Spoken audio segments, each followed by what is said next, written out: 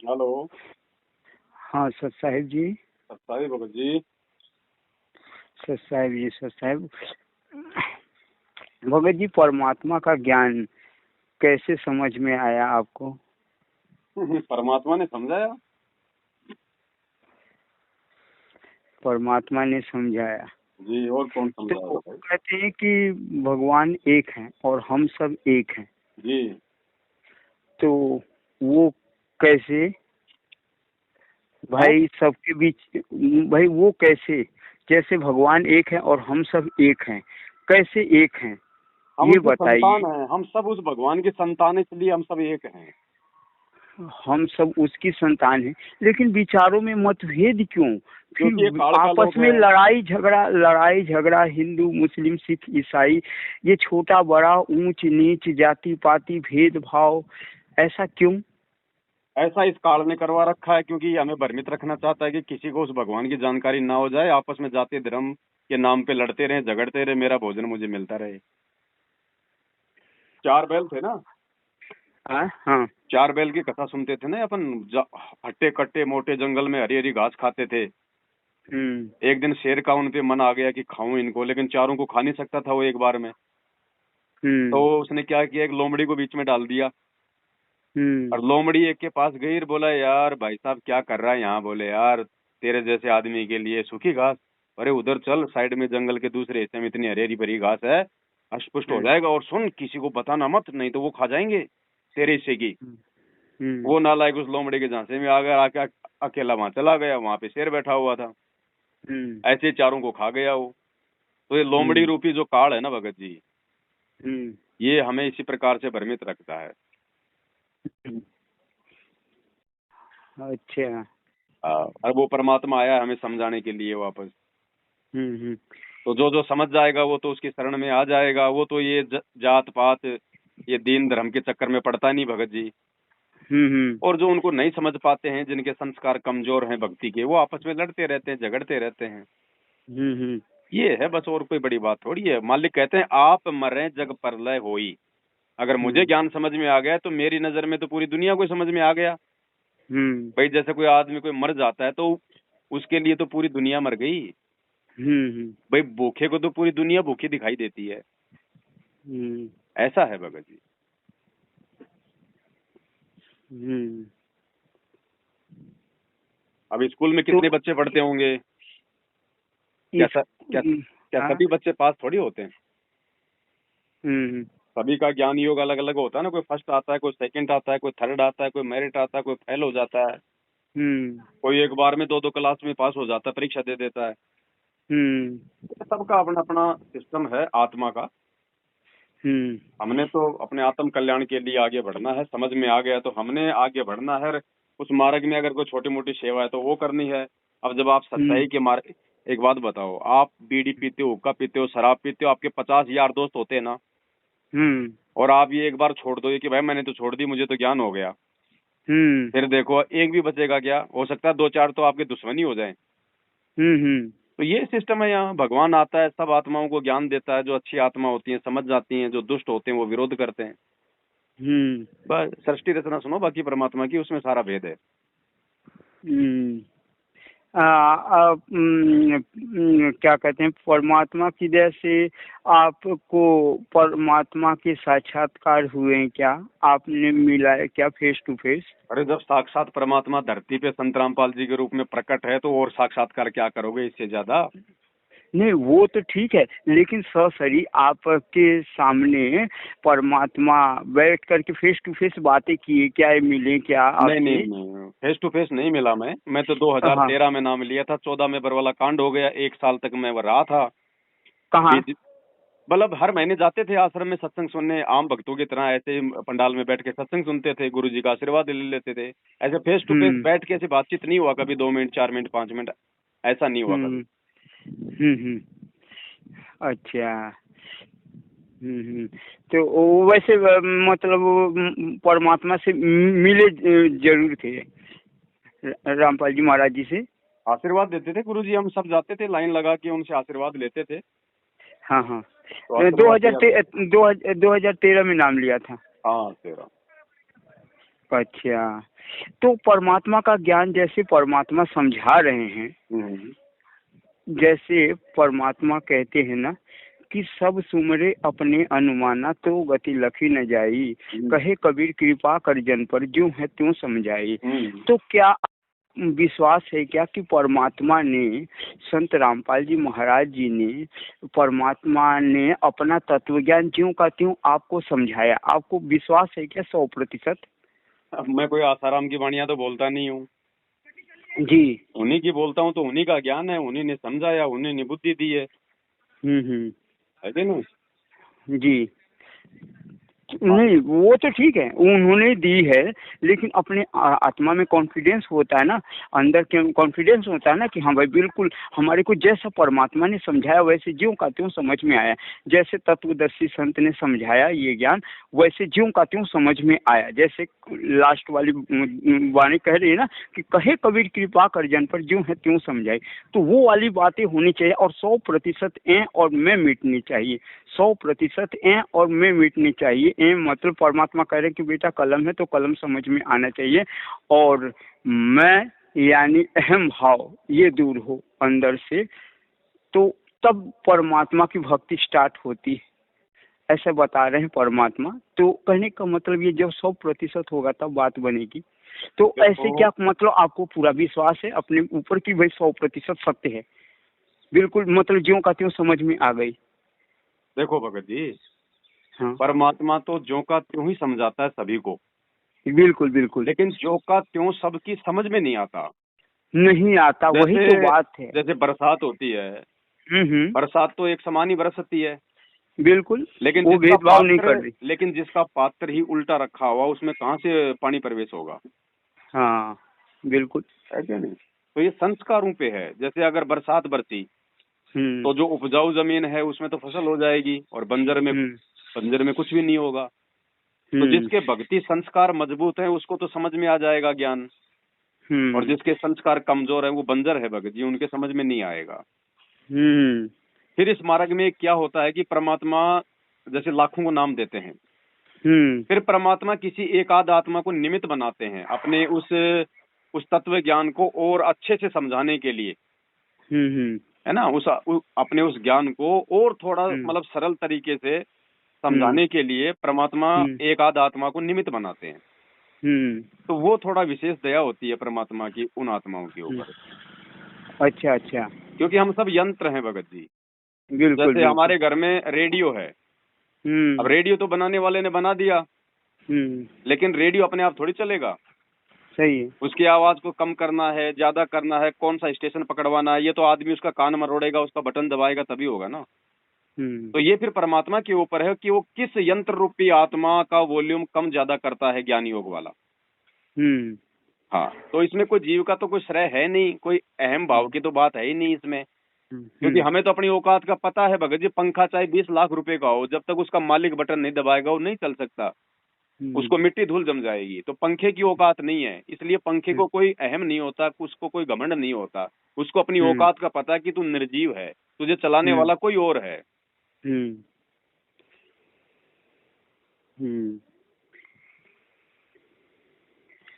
नहीं तो वो अंदर अहम भाव भी तो आते हैं ना मन में।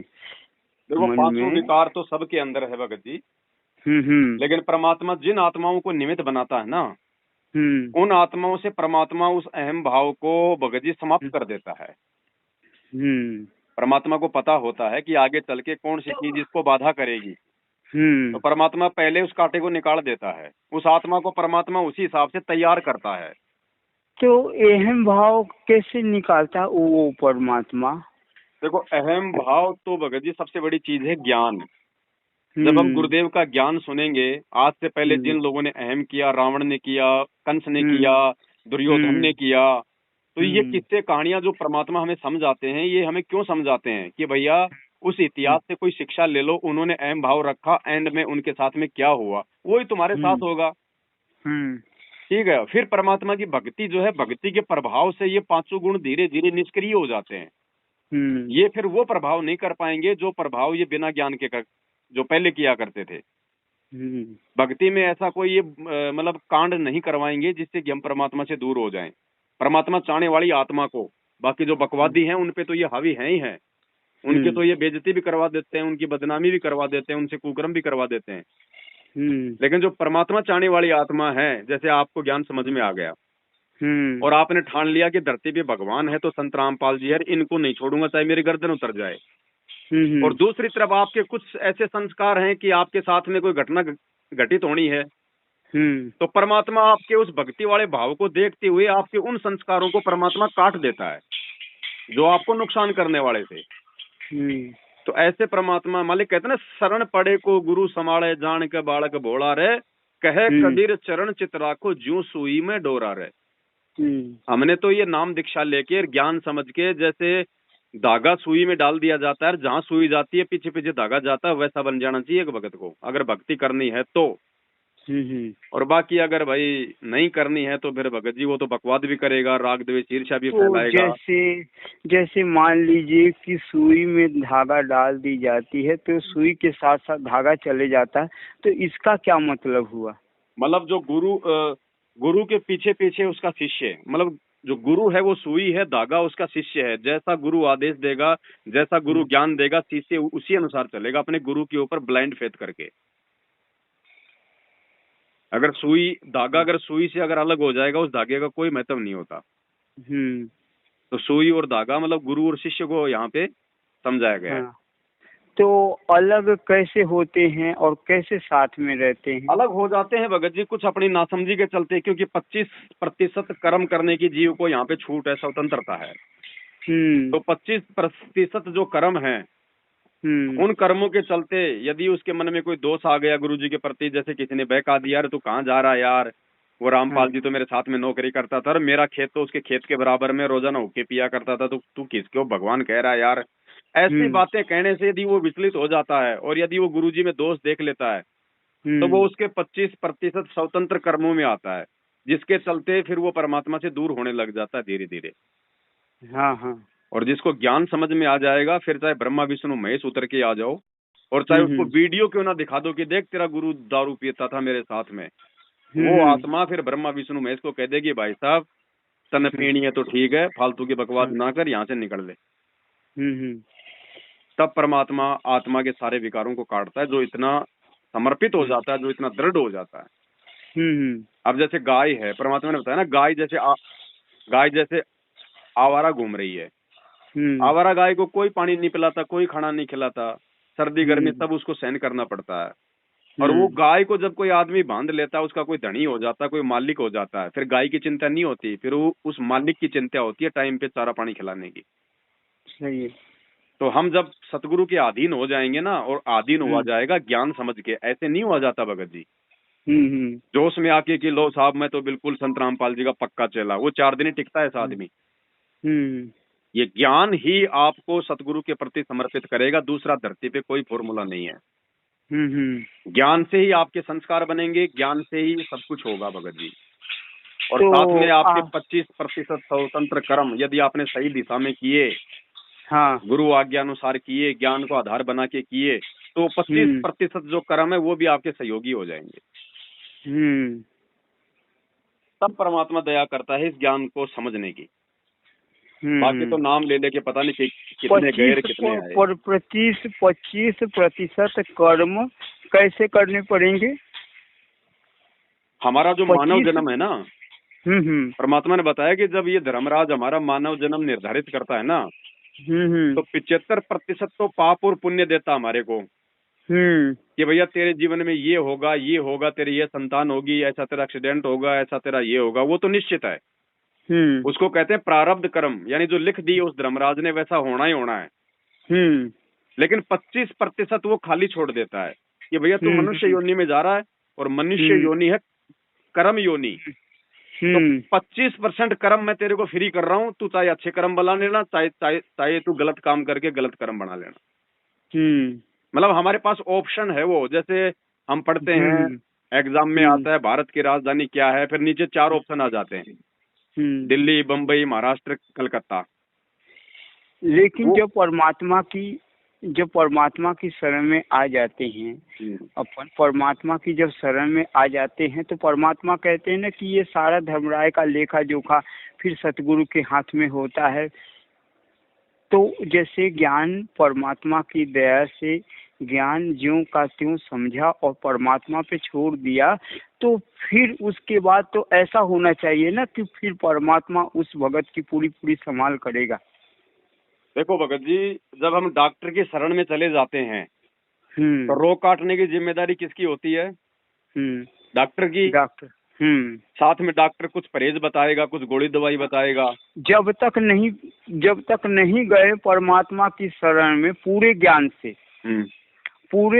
से, ज्ञान जब तक नहीं समझ में आए जब तक तो मामला गड़बड़ है।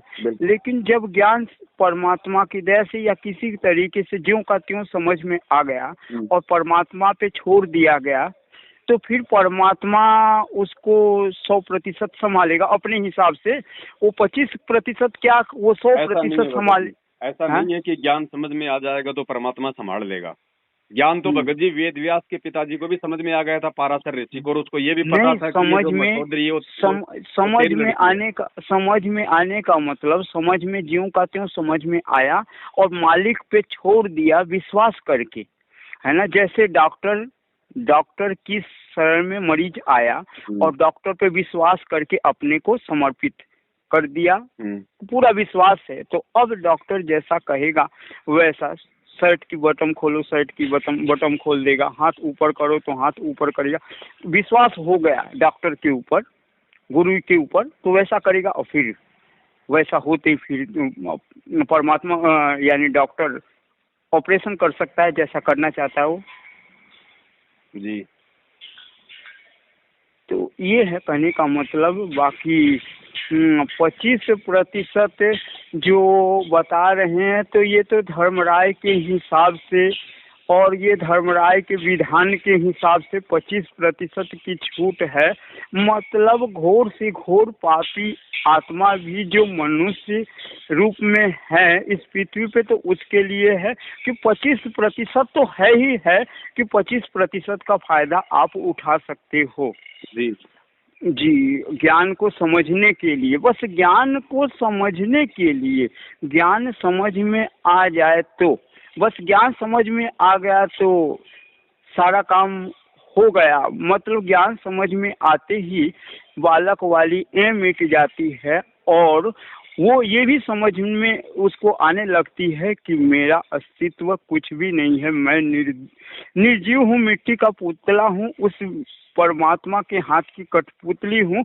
तो उसका मैं खत्म हो जाता है, जीवित मरना हो जाता है। परमात्मा के नाम पे अपने आप को वो समर्पित कर देता है, तो फिर परमात्मा उसको संभालता है ना। कहते हैं कि शरण परे को गुरु संभाले, जान के बालक भोला रे, कहे कबीर चरण चित राखो, जो सुई में डोरा रे। मतलब जैसे कि भगवत गीता में कहा गया है, अध्याय नंबर 18 श्लोक नंबर 62 में जैसे कहा गया है, अर्जुन तू सर्वभाव से उस परमेश्वर की शरण में जा। सर्वभाव से यानी पुण्य से, पाप से, ज्ञान से, भक्ति से, मतलब हर तरीके से जितने भी प्रकार के कर्म होते हैं हर तरीके से उन परमेश्वर की शरण में जानी है। हर भाव से मतलब जितनी भी प्रकार की एक्टिविटीज होती हैं, कर्म होते हैं, तो सारे को परमात्मा की शरण में, मतलब परमात्मा के नाम पे, सर्वशक्तिमान भगवान के नाम पे समर्पण का भाव रखना है कि ये सब कुछ परमात्मा ही करने वाले हैं। उन परमेश्वर की दया के बगैर एक पता नहीं हिलता और जो कुछ भी हो रहा सबका क्रेडिट वही परमात्मा के नाम पे हम छोड़ रहे हैं। तब परमात्मा जो है हमारी ज्यों का त्यों मतलब संभाल का मतलब क्या होता है भगत जी? समर्पण, समर्पित का मतलब क्या होता है? वो भाव बन जाए हमारे अंदर, नहीं परमात्मा के प्रति। नहीं, समर्पित का मतलब है सतगुरु शरण प्राप्त होने के बाद में सतगुरु अपना अग्रम बगरम नहीं चलाए, अपने तरफ से जो कर्म करने का आदेश दे, जो कुकर्म को छोड़ने का आदेश दे, बस वो करते रहो, उसी को समर्पण कहते हैं। मैंने विश्वास है डॉक्टर के ऊपर, गुरुजी के ऊपर, वो जो कह रहा है वो फाइनल कह रहा है, जो डॉक्टर कह रहा है, ऐसा विश्वास जैसा वो नियम मर्यादा परहेज बताता है उनका हम प्रत्येक का फॉलो करें बस। तो हालांकि जो है वो तो क्या है कि जब विश्वास होगा, जब ऐसा भाव बन जाए सर्व भाव से उस परमेश्वर की शरण में जाने का कि मैं उस परमेश्वर की शरण में भाव बन जाने के बाद में भी बहुत सारी ऐसी आंट अड़ जाती है जीव के आगे। वो ज्ञान होने के बाद भी वो पूरी तरह समर्पित नहीं हो पाता। जैसे परमात्मा कहते हैं, लोक लाज ना कीजिए, निर्भय हो रहिए, जो मन चावे राम को दासा तन धरिए।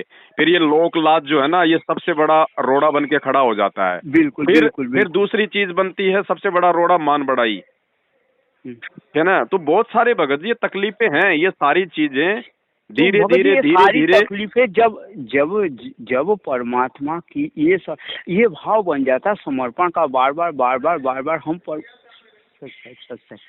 तो कहने का मतलब ये है कि जब ऐसा भाव बन जाता है और बार बार ये भाव फिक्स हो जाता हमारे दिलो दिमाग में, जैसा कि भगवत गीता में कहा गया अध्याय नंबर 2 श्लोक नंबर 53 में भगवत गीता में कहा गया है, अर्जुन जब तेरी बुद्धि नाना प्रकार के भ्रमित करने वाले शास्त्रों के ज्ञान से अलग हट करके जब तेरी बुद्धि एक परमात्मा तत्व पे, तत्व ज्ञान पे स्थिर हो जाएगी, तब तो तू योगी बनेगा, भगत बनेगा, अर्थात परमात्मा से तेरा नित्य संयोग हो जाएगा। तो परमात्मा के इस तत्व ज्ञान पे जब बुद्धि स्थिर हो जाएगी, यानी जो तत्वदर्शी संत ये जो ज्ञान सुना रहे हैं, तत्व ज्ञान, 5वें वेद शास्त्रों का ज्ञान, सूक्ष्म वेद है ना, जो सुना रहे हैं परमात्मा तत्वदर्शी संत, उसके ऊपर जब बुद्धि टिक जाएगी, है ना, ये सृष्टि रचना का जो ज्ञान बता रहे हैं इसके ऊपर बुद्धि टिक जाएगी। और इस सृष्टि रचना के ज्ञान के हिसाब से जब हम इसको ज्यों का त्यों समझते हुए हम इस पेड़ की जड़ में खाद पानी कबीर परमेश्वर के नाम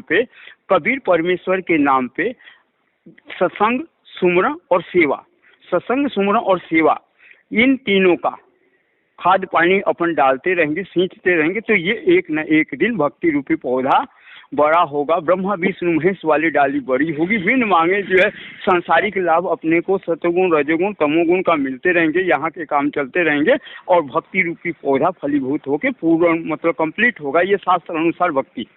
तो कहने का मतलब इस परमात्मा के तत्व ज्ञान पे बुद्धि स्थिर हो जाएगी, इसी के हिसाब से अपने को सारे कर्म करने हैं। ये मास्टर ऑफ की है, वेद शास्त्रों को समझने की कुंजी है।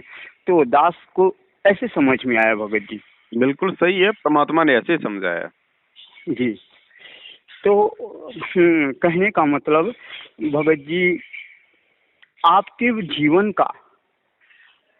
जीवन का भगत जी मकसद क्या है? जैसे पूछा जाए आपके जीवन का मकसद क्या है, आप क्या प्राप्त करना चाहते हैं, सबसे ज्यादा अहमियत आपके जीवन में, मतलब कौन सा वो एक चीज जिसको आप पाना चाहते हैं, मतलब मेन मकसद, और उसके सिवा कुछ नहीं।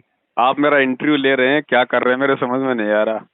भगत जी इंटरव्यू भी और ज्ञान चर्चा भी सारी बातें हो रही, क्योंकि तो आपने बता ही दिया। जब आप इतना अच्छा ज्ञान बता रहे हो, परमात्मा का बताया हुआ, तो फिर एक जीव की क्या इच्छा रह जाएगी सिवाय उस परम पद के प्राप्त करने के। बिल्कुल भगत जी, सही बात है।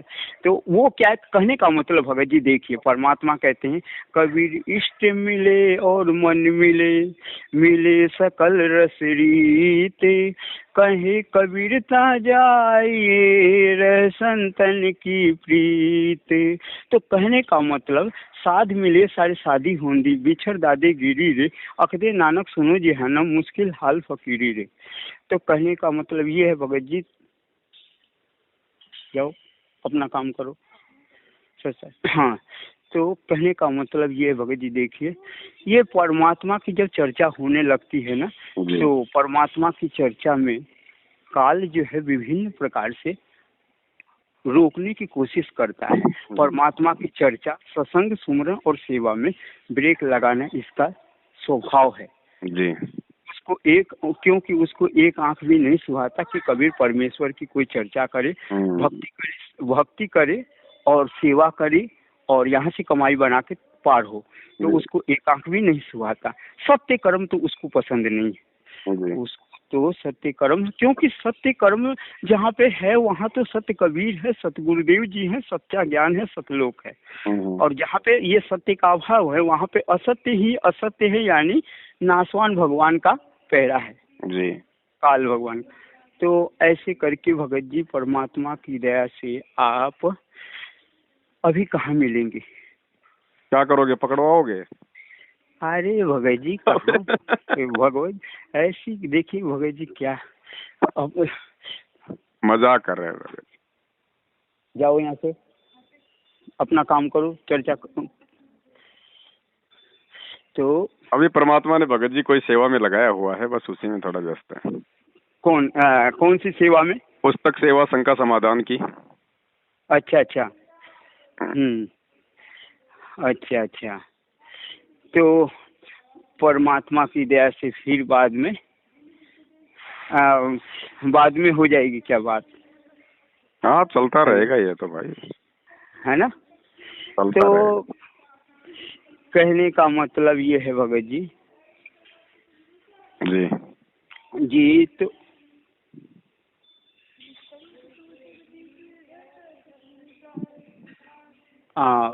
भगत जी जैसे डर होता है ना, डर, ये डर कैसे समाप्त हो, कैसे हिम्मत बढ़े परमात्मा के प्रति तन मन धन के साथ समर्पित होने का? ये भाई मरेंगे तभी खत्म होगा। जीवित मरना कैसे हो, हिम्मत कैसे बने, साहस परमात्मा के प्रति चाहे कुछ भी कर सके हम, तन मन धन भले शीश कटाने का भाव, ये कैसे पैदा हो? भक्ति से होगा भगत जी, और किसी चीज से नहीं होगा। धीरे धीरे रे मनवा, धीरे सब कुछ होए, माली सीते सोगड़ा, समय आए लग जाएगी सब पर, ध्यान रखना। हाँ, भक्ति रूपी खुराक खाते रहेंगे तो धीरे धीरे अपना असर करेगी।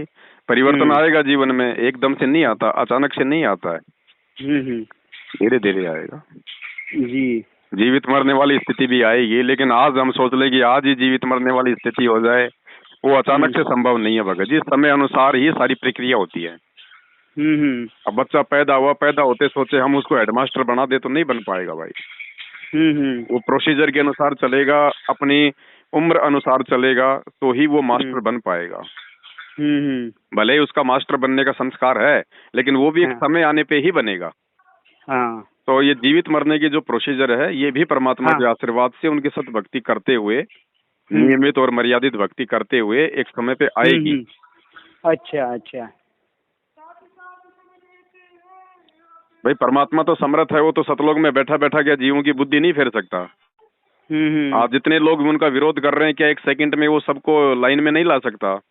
लेकिन परमात्मा काल भगवान के इस विधान में हेरा फेरी नहीं करता, छेड़खान नहीं करता, ना ही परमात्मा आत्मा के संस्कारों में कोई छेड़बाजी करता है।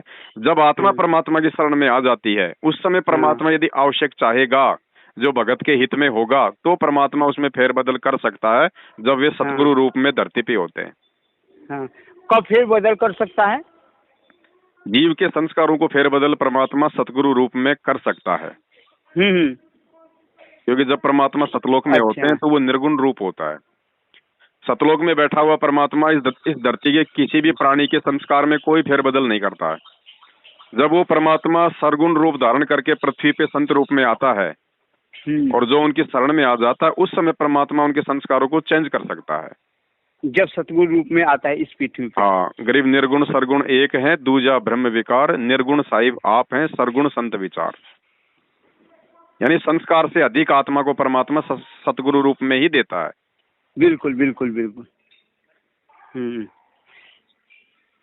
हाँ, तो भगत जी परमात्मा की दया से आपके दिल में कुछ इस सांसारिक लोक से कुछ प्राप्त करने की कोई तमन्ना है? भगत जी, गोबर में हाथ देके क्या मिलेगा? कुछ भी इच्छा नहीं है? पैसे, रुपए, धन, दौलत, रजोगुण, सतगुण, तमोगुण, कोई भी इच्छा? जितनी आवश्यकता है उतनी परमात्मा पूरी कर रहा है। फालतू की आवश्यकता हम मन में पालते नहीं है। अच्छा अच्छा। फिर और क्या चाहिए भगत जी? बिना मांगे परमात्मा सब कुछ दे रहा है तो क्या मांगे? और वैसे भी परमात्मा ने कह रखा है, साईं इतना दीजिए जिसमें कुटुंब समाव, हम भी भूखे ना रहें, अतिथि ना भूखा जाए। इससे ज्यादा मांगना तो बेवकूफी है। और सबसे बड़ी बात परमात्मा ने बताई कि बच्चों भक्ति मांग लो, भक्ति से सब मिलेगा। अगर तुमने भक्ति मांग ली परमात्मा से, भक्ति दान मोहि दीजियो देवन के देवा हो, जिसने भक्ति मांग ली ना, तो भक्ति होगी कैसे भगत जी? भक्ति कोई दुखों में तो होती नहीं है। तो भक्ति जिसने मांग ली, तो और परमात्मा ने दी आपको भक्ति दे दी, तो भक्ति करने के लिए क्या क्या चीज यहाँ चाहेंगी वो सब देगा परमात्मा। समय अनुसार, आवश्यकता अनुसार कोई भी बाप अपने बच्चे को ऐसा देख नहीं सकता। बिल्कुल बिल्कुल बिल्कुल। और हमारा बाप तो समर्थ है, इससे बड़ा तो कोई समर्थ है ही नहीं, तो ये तो ना जाने क्या दे दे। लेकिन जो वस्तुएं हमारे भक्ति मार्ग में बाधा खड़ी कर सकती हैं वो नहीं देगा परमात्मा, चाहे बच्चा कितना रोए, कितना चिल्लाए। हाँ हाँ। तो मांगने की आवश्यकता क्या रह गई? अच्छा। परमात्मा कहते हैं ना, बिन बोलियां सब कुछ जानदा, किस आगे कीजिए अरदास। तो बिना मांगे, अंतर्यामी उसी को तो कहते हैं, चीटी पायल बाजे पैर साहिब सुनता है सब लहर। जो बिना मांगे, अरे जो आज हमारे मन में भी नहीं आई बात, उसको भी परमात्मा जानता है कि 2 साल बाद ये क्या सोचेगा और क्या मांगेगा और क्या करेगा। तो ऐसे समर्थ धनी से मांगना तो बेवकूफी है भगत जी। हाँ हाँ बिल्कुल। समय आने पे वो देगा। मांगना मतलब बोल के, मांगना मतलब बोल के, मतलब मन में कोई भी इच्छा रखना वो भी मांगना ही होता है। तो वो तो भगत जी मन में आती है जो कोई प्रेरणा, तो परमात्मा की दया से आती है, वो कंट्रोल में थोड़ी होता है। नहीं, बातें तो आएंगी मन में। हाँ। लेकिन उन बातों के वशीभूत हो गए, आपने कोई इच्छा कर ली कि यार 100 गज का प्लाट होना चाहिए, तो वो मांगना हो गया, चाहे आप मुंह से मत बोलो, क्योंकि मन कर्म वचन की भक्ति है। अगर आपके मन में भी आ गया ना कि यार 100 गज का तो प्लाट होना चाहिए, तो सोचो आपने मांग लिया परमात्मा से, क्योंकि आपने इच्छा कर ली। अच्छा, एक क्या कहते हैं कि परम भगत मतलब परम भगत बनने के लिए मतलब किस तरह का कैसा प्रयास होना चाहिए? भगत जी, परम भगत बनने के लिए जीव प्रयास नहीं कर सकता। परमात्मा हर युग में जब इस पृथ्वी पे आते हैं ना, हर समय, हाँ हाँ हाँ, उस समय परमात्मा का एक परम भगत होता है। जैसे परमात्मा 650 साल पहले आए तो धर्मदास जी उनके परम भगत थे। जी जी। फिर परमात्मा गरीबदास जी के रूप में आए तो उस समय बनखंडी दास और संतोष दास उनके परम भगत थे। फिर परमात्मा आदरणीय नानक जी के रूप में आए तो बाला और मर्दाना उनके परम भगत थे। आज परमात्मा सतगुरु रामपाल जी भगवान के रूप में आए हैं, तो देखो भगत जी किस आत्मा का भाग्य उदय होगा जो उनका परम भगत कहलाएगा। तो भगत जी कैसे पता चलता है? उसके कर्मों से, उसके विचारों से, परमात्मा के द्वारा दिए गए ज्ञान से। हाँ हाँ। तो उसके क्या लक्षण होते हैं, कैसे पहचाने उस भगत को? जो परमेश्वर के काम करता है वही भगत जी उसका परम भगत होता है। जो संघर्ष परमात्मा करेगा। आप कैसे पहचानेंगे उस भगत को? अगर वो भगत आ जाए, परमात्मा का परम भगत आपके सामने आ जाए, नजरों के सामने आ जाए और वो आ करके जो है चला जाए आपसे 2 शब्द बातें करके, तो कैसे आपको कैसे पता चले वो परमात्मा का भगत, वो परमात्मा का भगत जो परम भगत होता है वो परमात्मा स्वयं ही होता है? नहीं, परमात्मा स्वयं नहीं होता है भगत जी। क्योंकि परम भगत भी क्योंकि बताते हैं कि साहिब से सतगुरु भय, सतगुरु से भय साधे, मतलब वो परमात्मा भगवान है, वो तो है ही है। और इसके अतिरिक्त सतगुरु रूप में आया हुआ तत्वदर्शी संत के रूप में वो भी वही भगवान है। और जो सच्चा परम भगत होता है, जो एक एक वचनों के हिसाब से उसके वचनों पे चलने वाला, तत्व ज्ञान को समझने वाला, ज्यों का त्यों कहे कबीर कृपा कर जन पर ज्यों है त्यों समझाए, वो समझ करके ज्यों का त्यों प्रैक्टिकल वो भक्ति करने वाला, वो तो स्वयं ही होता है, वो परम भगत कहलाता है। वो तो एक ही शरीर में परमात्मा की 3 भूमिकाएं हैं। एक ही शरीर में भी हो सकता है और 3 रूपों में भी हो सकता है। नहीं। एक परमात्मा 3 स्थिति में लीला करता है, टेक केयर करता है। जैसे एक तो सतलोक में, और एक जो है तत्वदर्शी संत के रूप में, और तीसरा जो है भगत के रूप में। हमें पता भगत जी आपको बहुत अच्छा ज्ञान है, लेकिन एक अच्छा वक्ता बनने के लिए थोड़ा भगत जी मतलब श्रोता भी बनो अच्छा। जो आप कह रहे हैं ना वैसे नहीं होता है। जब परमात्मा आदरणीय गरीबदास जी महाराज जी को मिले, सुडानी में आके उनको ज्ञान दिया, उनको सतलोक दिखाया, और गरीबदास जी महाराज जी ने उस ग्रंथ साहिब की रचना की जो कोई नहीं कर सकता। क्या वो गरीबदास जी महाराज उस कबीर परमात्मा का परम भगत कहलाए क्या? कौन? गरीबदास जी कबीर साहिब के परम भगत कहलाए क्या? गरीबदास जी महाराज जी वो स्वयं जो है, मतलब वो कबीर परमात्मा ने जब मैं आपकी बात कह रहा हूँ भगत जी। अभी आपने कहा ना कि परमात्मा स्वयं ही परम भगत बनता है। हाँ तो स्वयं तो ही गरीबदास परम जी रूप भगत। था ना, परमात्मा का हाँ रूप था गरीबदास जी का। तो गरीबदास हाँ जी, हाँ तो गरीबदास जी उस कबीर परमात्मा का परम भगत क्यों नहीं कहलाया? परम भगत के कहलाने में कमी कहाँ रही? नहीं गरीबदास नहीं, जी ऐसा बंदी नहीं छोड़ होता कहलाए, भगत, ऐसा नहीं बंदी होता। छोड़ कहलाए, बंदी छोड़ गरीबदास जी कहलाए, बंदी छोड़ बंधनों से छुड़ाने वाला। अब उसमें जो है मतलब मैं भगत परम भगत की बात कर गरीबदास रहा हूँ भगत जी। नहीं, परम भगत कह दो, सच्चा गुरु कह दो और वो भगवान कह दो, तीनों स्थिति, तीनों पदवी उसी के हैं। समझने का फर्क है भगत जी अभी थोड़ा। भगत जी ये तीनों पदवी उसी के हैं, चाहे चलो ठीक है परम भगत जी, दास को हो सकता है ज्ञान नहीं हो, परमात्मा ने आपको थोड़ा नहीं तो सा भगत जी कोई बता बात नहीं, रखा हो। तो आप विचार करेंगे तो तीनों अंग एक बताया है। दास तो विचार करके ही बोल रहा है भगत जी। तीनों हाँ, युग तो परमात्मा तीनों अंग की एक ही एक। शरीर की स्थिति है। एक ही शरीर की स्थिति, शरीर की स्थिति, शरीर की स्थिति क्या, शरीर की अलग अलग स्थिति भी हो सकती है, लेकिन वो है, वो एक ही पूरा परमात्मा की कंप्लीट पावर। ऐसा नहीं है Bhagat ji. Complete power, unlimited power, वो गरीबदास जी के माध्यम से, या जहाँ परम भगत तो 650 साल पहले परमात्मा आए थे कबीर रूप में। हाँ सतगुरु की भूमिका में थे ना, यानी साहिब से वो सतगुरु बने ना। हाँ सतगुरु से फिर उन्होंने रामानंद जी से नाम लेके एक संत की भूमिका निभाई ना, एक भगत की भूमिका निभाई ना। लेकिन उसके बाद उस कबीर परमात्मा का परम भगत कौन कहलाया? धर्मदास। तो इन चीजों को समझो भगत जी। हाँ, दास तो भगत जी समझ रहा है, परमात्मा जो है और परम भगत में परम भगत अलग होता है। शिष्य रूप में परम भगत एक मतलब जैसे रामचंद्र जी आए थे त्रेता युग में, तो उनका परम भगत उस समय कौन था? भगत जी तो वो रामचंद्र जी की बात अलग हो रही है, ये काल लोक के अवतार। नियम सब एक ही है भक्ति में। गुरु जी ने क्या बताया कि खेल चाहे स्टेट लेवल का हो, चाहे इंटरनेशनल लेवल का हो, नियम एक जैसे ही है। तो रामचंद्र जी हो चाहे कोई जी हो, भक्ति के नियम एक जैसे हैं भगत जी। तो नियम मतलब वो एक परमात्मा का, वो एक कंप्लीट वो पावर की बात हो रही है। और यहाँ पे जो कंप्लीट पावर नहीं देता परमात्मा किसी को भी अपनी। हाँ, अपनी कंप्लीट पावर परमात्मा किसी को नहीं देता, फिर तो वो भी परमात्मा ना बन जाएगा उसके बराबर। परमात्मा और परमात्मा की वाणी कह रही है, परमात्मा भगत की बुद्धि बोलता है थोड़ी बहुत, इससे ज्यादा। परमात्मा कहते हैं कि जिसके ऊपर कहे कबीर कृपा कर जन पर, ज्यों है त्यों समझाई अपनी महिमा, किसी विशेष जन के ऊपर कृपा करके ज्यों का त्यों समझाता है। तो कहने का मतलब जब तक भगत भगवान में अंतर रहेगा, भगत और गुरु में अंतर रहेगा, तब तक वो भगत पक्का बना नहीं। अंतर नहीं होना चाहिए, अंतर ही तो समाप्त करने के लिए मालिक का ये तत्व ज्ञान है।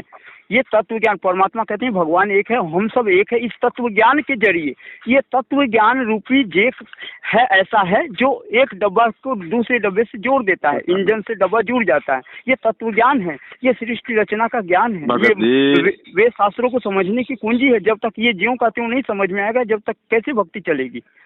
ये तत्व ज्ञान के अभाव में हो रही साधकों की दुर्दशा परमात्मा अंधश्रद्धा भक्ति में बता रहे हैं, है ना। और ये ज्ञान जिसको भी परमात्मा ने दिया, जिसको भी कंप्लीट कराया। फालतू की पुस्तकें ज्यादा पढ़ ली आपने भगत जी। फालतू की पुस्तकें तो दास ने नहीं पढ़ी, वो जो परमात्मा ने जो भगत जी मैनेजमेंट जो छाप रहा है ना, ये फालतू की है, बहुत सारी मिलावटें हैं इनमें। अरे ट्रेन देखी है आपने? ट्रेन देखी है जी? ट्रेन जो ट्रेन का इंजन होता है वो भी डब्बे के जैसा ही होता है ना। ट्रेन का इंजन भी डब्बे के जैसा ही होता है ना। तो क्या बाकी डब्बों को भी आप इंजन बोलोगे क्या? भगत कभी भगवान नहीं बन सकता, जीव कभी पीव नहीं बन सकता। परमात्मा कुछ गुण दे देता अपने। अब नहीं, आप कह रहे हैं कि जीव पीव नहीं बन सकता, और परमात्मा कह रहे हैं कि उस परमेश्वर की महिमा में इम्पॉसिबल कोई वर्ड है नहीं। कीट न जाने भृंग को यूं गुरु कर ले आप समान। तो उसके आगे का भी सुना करो फिर थोड़ा बहुत, उसके आगे का भी सुना हो परमात्मा का। नहीं, अब अपने जैसा बना लेता तो फिर आगे का कुछ बाकी नहीं रहा। अरे अपने जैसा बना लेता है, वो ट्रेन का इंजन भी ट्रेन के डब्बों की तरह दिखाई देता है, लेकिन इंजन होता है। उसकी जो पावर है वो डब्बों में नहीं हो सकती। भगत जी, दिखाई देने की बात अलग होती है और वास्तव में जो क्षमता की बात अलग होती है। दिखाई देने में भी अंतर पड़ता है डब्बा और क्या कहते हैं। सत्साई भगत जी, सत्साई। मैं आपको एक बात बोलता हूँ। जी जी जी। परमात्मा ने 4 प्रकार के भगत बताए, अर्थार्थी, जिज्ञासु, वो तो भगवत गीता बता रही। ठीक है, वो भगवत गीता बता रही है। अच्छा, गुरु जी नहीं बता रहे?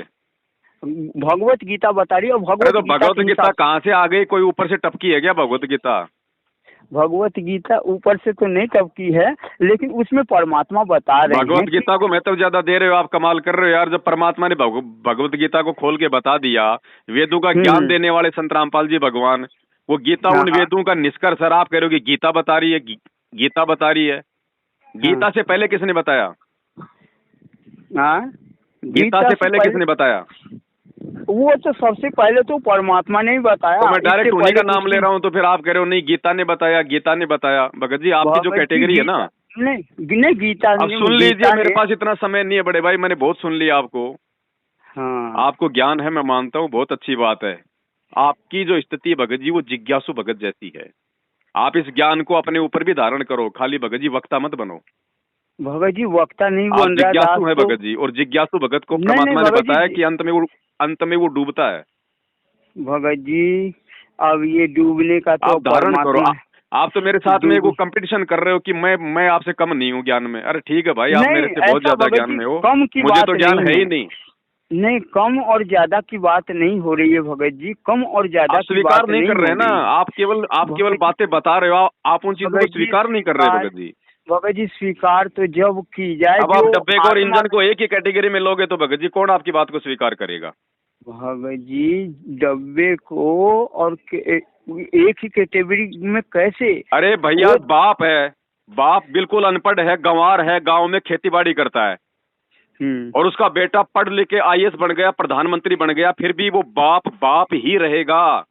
वो बेटा उसका बाप नहीं बन सकता, जीव कभी पीव नहीं बन सकता। इन चीजों को समझो। लेकिन मालिक की वाणी कह रही है, कीट न जाने भृंग को यूं गुरु कर ले आप समान। समान का मतलब क्या होता है? अपने जैसा गुण। सुनो रे मेरे भाई, मेरे उस्ताद सुनो, आप समान का मतलब क्या होता है? जैसे एक बाप है, हाँ, एक बाप ने अपने दो बेटों को अपने पैरों पे खड़ा कर दिया, एक को बना दिया जिला कलेक्टर, एक को बना दिया उसने जो है मतलब की हेडमास्टर। हाँ। अब वो बोलने में क्या बोलेंगे कि भैया उसने दोनों बेटों को बराबर कर दिया। अरे बराबर कहाँ से हो गए? एक DC और एक हेडमास्टर है, दोनों की पावर में रात दिन का अंतर है, लेकिन बोलने में क्या कहा जाएगा कि दोनों को उसने अपने पैरों पे खड़ा कर दिया, दोनों को बराबर कर दिया। तो इसलिए परमात्मा कहते हैं कीट न जाने भृंग को गुरु कर ले आप समान। आप समान करने का मतलब है परमात्मा जीव में थोड़े बहुत अपने जो है गुण दे देता है, जिससे कि वो भक्ति कर सके। बस इससे ज्यादा भगत जी मेरी औकात नहीं है समझाने की, थोड़ी सेवा बाकी है, मेरी सेवा चल रही है, फिर कभी बात करेंगे। और संगत में बहुत है, बहुत अच्छे भगत हैं दास से, आप थोड़ा उनसे बात कर लो। अच्छा सत्साई बस अब नहीं कर पाऊंगा भगत जी, मुझे पार्सल लगाने शंका समाधान पुस्तकों के।